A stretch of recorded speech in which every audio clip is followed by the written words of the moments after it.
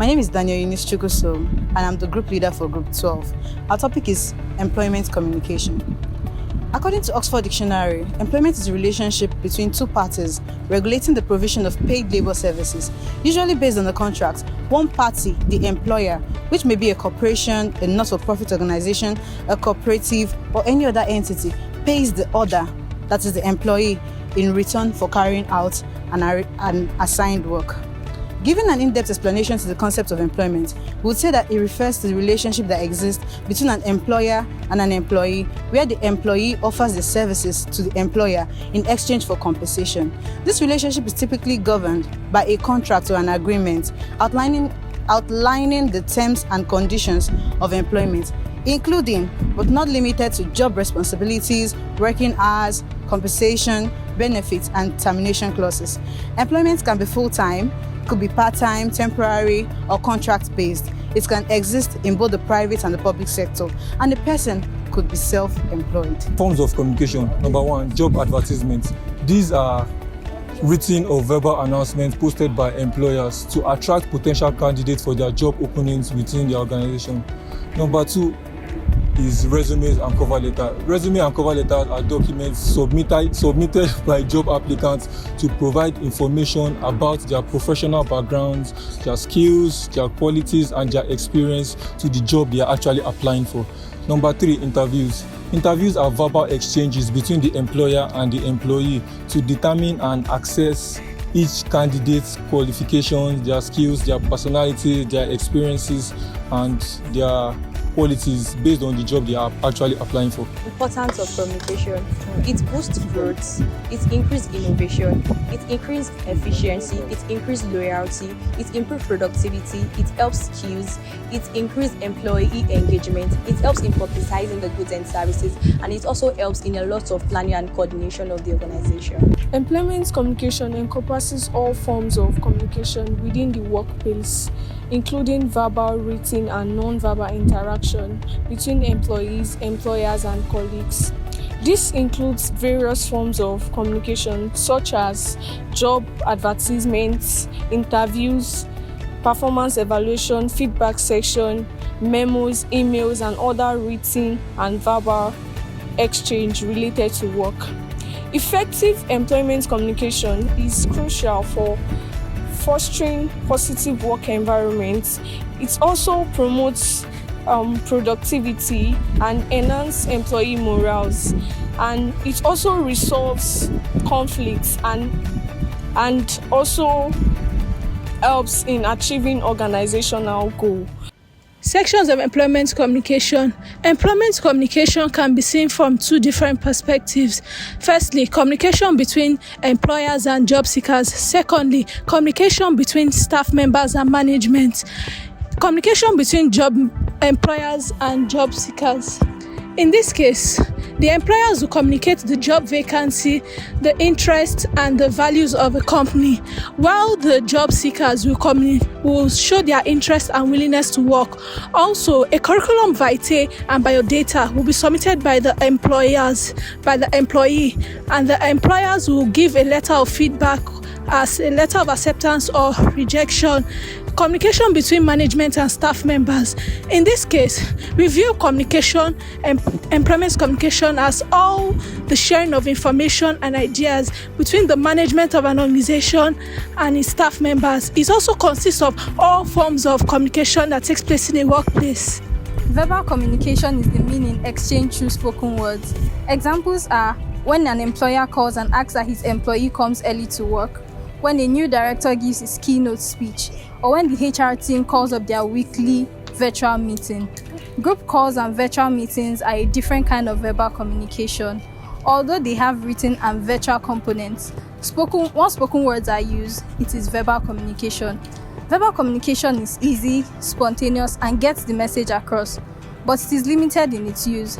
If verbal communication is used alone, where a better and more effective communication style could have been used, it will cause major problems for the organization.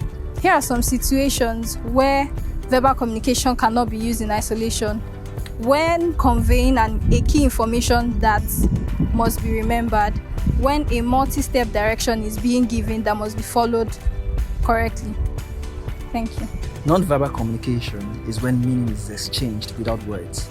While words may be present, they are not primarily method for conveying the meaning of your message. So most non-verbal communication can be divided into 3 categories: gestures, facial expression, and pair languages.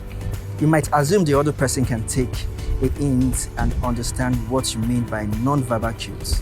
So problems for non-verbal communications are failure to decode signs cues due to cultural differences or environment, inability to interpret and decipher non-verbal cues as well. Written communication, where verbal and non-verbal communication takes a big part in daily operations in many companies. Written communication is just as important, particularly in information-based industries and code terms. Written communication is very important. It's a type of important communication and glue that holds 2 companies together. Written communication has several highly effective advantages, which are sending communication. You can send communication to many recipients effortlessly at one time. So you can make several advanced bookings in the sense that you receive info at the right times. There's also a drawback to written communications in the sense that when you send an email or /message, you might not receive immediate response from the recipient. Or when you message a co-worker, in a gentle reminder, only for them to read it in a scolding manner. Visual communication is a form of communication which involves the use of graphs, charts, and videos. Examples of visual communication are sketching out a flow chart to show a new employee how products are routed in the company. Also, preparing graphics for a PowerPoint to be used in the next team meeting. Visual communication can be both efficient and effective in the sense that, in some cases, it communicates information quickly than other forms of communication. It is effective to show an employee how to do things, especially through the use of videos and slideshows, than it is to explain it. However, sometimes an image may not convey the same idea to the recipient as it does to the sender. Digital communication can be defined as the process of transferring information within or out of an organization with the help of digital technology.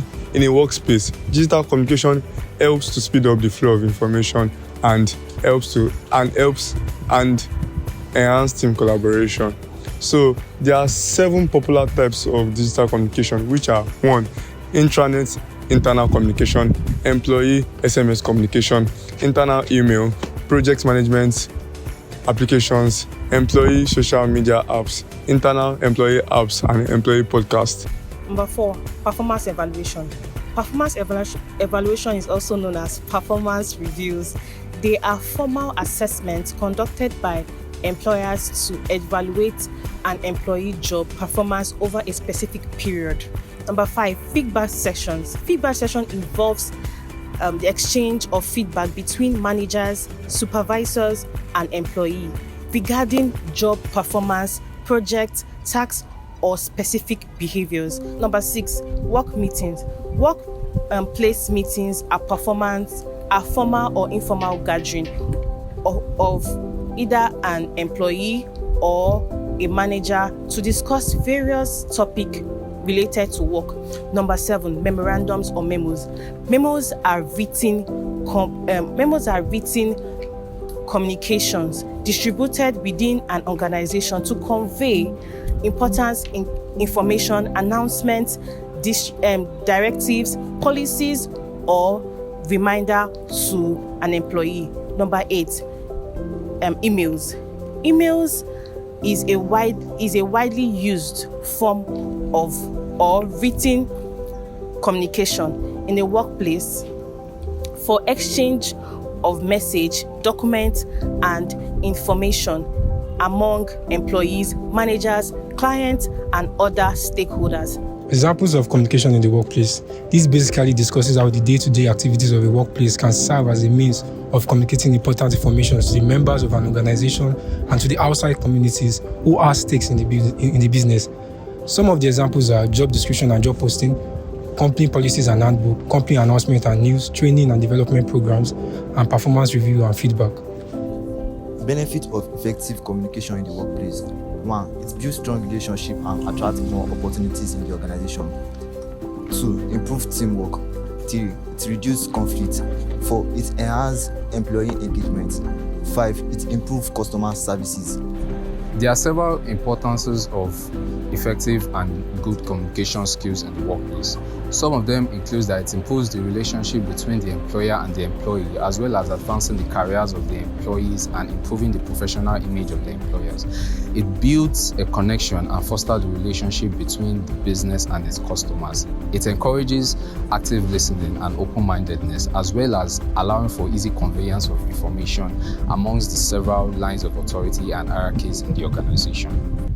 Effects of poor communication in the workplace. Number 1, we have stress in the workplace. Number 2, unmet needs and expectations. Number 3, poor customer services. Number 4, low employee morale. Number 5, lower shareholder return. Number 6, increased absenteeism. Number 7, greater incidence of injury. Number 8, increased employee turnover. Number 9, arguments, conflicts, and breakdown. Number 10, low employee productivity. Thank you. Once there are communication skills in place, the manager has to find a way to turn those skills into strategies. Here are some key actions that the manager can take to improve open communication in the workplace. Regular check-ins. Taking the time to check in with employees is vital. This opens up opportunities for clarification on instructions and to remind employees about individual and company goals. Number 2, don't underestimate employee communication. Never underestimate the influence of effective employee communication in the workplace. It is what drives productive workplace relationships, engagement, and conflict mitigation. Number 3, technology. Finding the right employee communication tools to suit your workforce needs is also by improving your workforce communication. This will be unique to your business needs, including the needs of your business, e.g. Microsoft Teams, Google Meet, Zoom, etc.